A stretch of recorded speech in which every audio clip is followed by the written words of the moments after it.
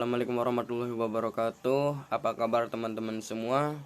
Semoga kita selalu diberikan kesehatan dan tentunya jangan lupa untuk tetap mematuhi protokol kesehatan. Jadi di video kali ini saya akan membahas sebuah review jurnal. Sebelum itu perkenalkan, nama saya Taufik Syaifullah dari Prodi Informatika.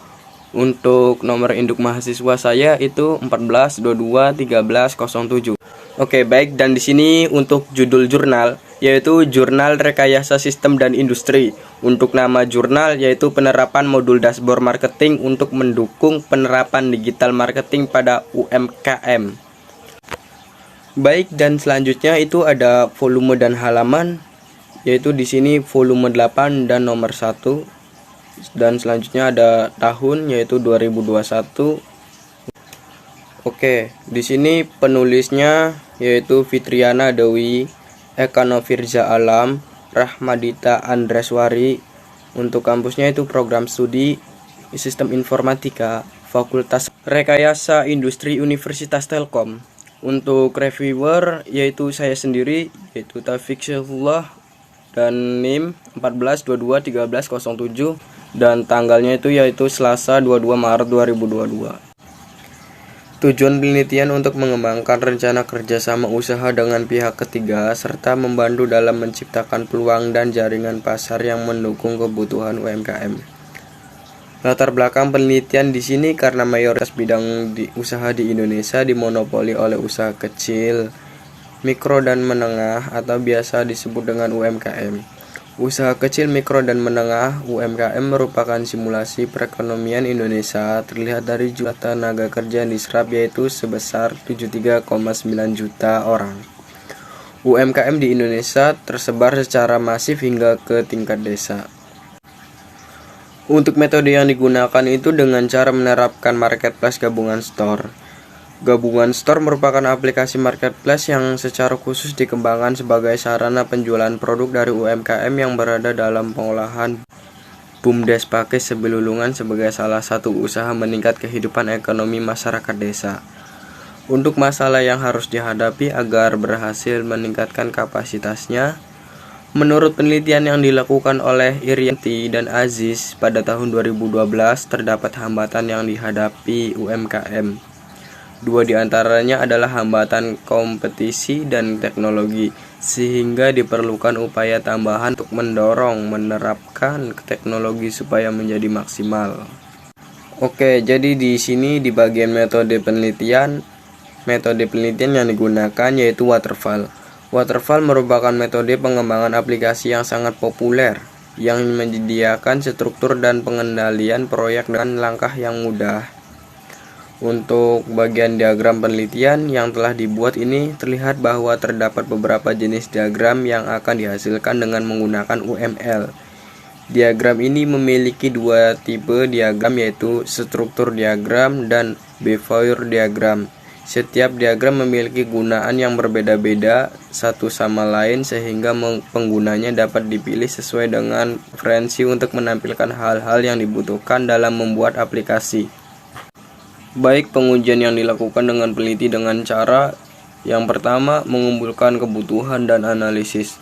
Pada tahap ini dilakukan analisis potensi pasar untuk mendapatkan segmentasi target pengguna. Yang kedua ada perencanaan atau desain. Perencanaan proses bisnis modul dashboard marketing dilakukan dengan cara membuat beberapa diagram untuk mempermudah proses implementasi. Yang ketiga ada implementasi atau coding. Proses implementasi dilakukan dengan dua tahap. Pertama adalah implementasi modul dashboard marketing sebagai pendukung pemasaran yang akan ditambahkan pada marketplace gabungan store.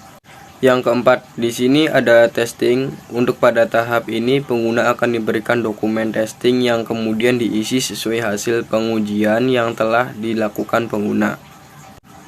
Untuk di bagian hasil dan pembahasan, solusi yang diberikan oleh peneliti dari aktivitas pemasaran ini diharapkan terdapat calon customer yang mengunjungi dan mendaftar menjadi pengguna pada gabung store. Selain itu, kebutuhan sisi bisnis dari proses implementasi strategis pemasaran ini adalah untuk memvalidasi pasar. dan memperkenalkan produk-produk gabungan store yang kegiatan menunjang pengembangan produk yang terdaftar di gabungan store, sehingga pengguna modul dashboard dapat terlihat. Cara pengujian yang dilakukan oleh peneliti yaitu dengan cara pertama, implementasi pemasaran digital. Konten promosi merupakan salah satu upaya untuk memperkenalkan suatu produk, jasa, dan merupakan salah satu kunci keberhasilan pemasaran digital. Oke, selanjutnya ada implementasi modul dashboard marketing. Modul dashboard marketing merupakan modul yang dikembangkan untuk mendukung pemasaran digital. Pada modul ini, fitur-fitur dikembangkan dengan pendekatan pemasaran digital, seperti tombol berbagi atau share, dan dashboard pemasaran itu sendiri. Untuk pengujian modul pengembangan, pengujian dilakukan menggunakan metode UAT dengan jumlah partisipasi sebanyak 6 orang. Partisipasi merupakan pengguna yang sesuai dengan peran pada marketplace gabung store. Partisipan akan melakukan pengujian dengan sejumlah skenario pengujian yang telah disiapkan. Dan untuk penelitian yang dilakukan sudah berhasil dan cukup jelas karena penelitian berhasil menciptakan modul dashboard marketing yang dirancang sebagai salah satu solusi yang dapat diterapkan untuk menghasilkan informasi pertumbuhan konsumen, sehingga kita dapat mengetahui seberapa besar dampak penerapan strategi pemasaran tersebut terhadap segmen website. Baik, selanjutnya ada letak kontribusi terbesar yang dilakukan peneliti, yaitu di Desa Makassari yang merupakan desa binaan di Kabupaten Bandung yang memiliki potensi besar terutama pada bidang perkebunan teh dan kopi. Untuk beberapa UMKM lainnya memiliki produk seperti keripik dan kerajinan tangan lainnya. Di bagian kesimpulan yang disampaikan oleh peneliti cukup jelas dan sudah disesuai dengan tujuan. Dengan adanya marketplace seperti gabung store juga dapat menjadi salah satu solusi bagi UMKM untuk dapat memasarkan produknya melalui internet. Dan selanjutnya untuk masalah penelitian yang belum terselesaikan itu tidak ada, masalah sudah terselesaikan dengan baik. Untuk cara menyelesaikan masalah ini di penelitian tersebut, yang pertama ada bersikap skeptis atau tidak asal percaya atau mitos yang beredar. Yang kedua ada berpikir objektif, berpikir sesuai dengan fakta yang teruji bukan karena opini yang banyak. Yang ketiga ada penguji masalah dengan pengalaman sendiri atau mencari tahu jawaban yang sesuai dengan fakta. Selanjutnya di sini ada kelemahan. Untuk kelemahan pada jurnal analisis target pasar yang kurang akurat. Untuk itu strategi pemasaran dengan meningkatkan customer untuk menggunakan marketplace agar dapat mencapai target yang diinginkan. Dan selanjutnya di sini untuk referensi yang digunakan itu belum up to date karena masih menggunakan referensi 5 tahun ke bawah, yaitu menggunakan referensi tahun 2012.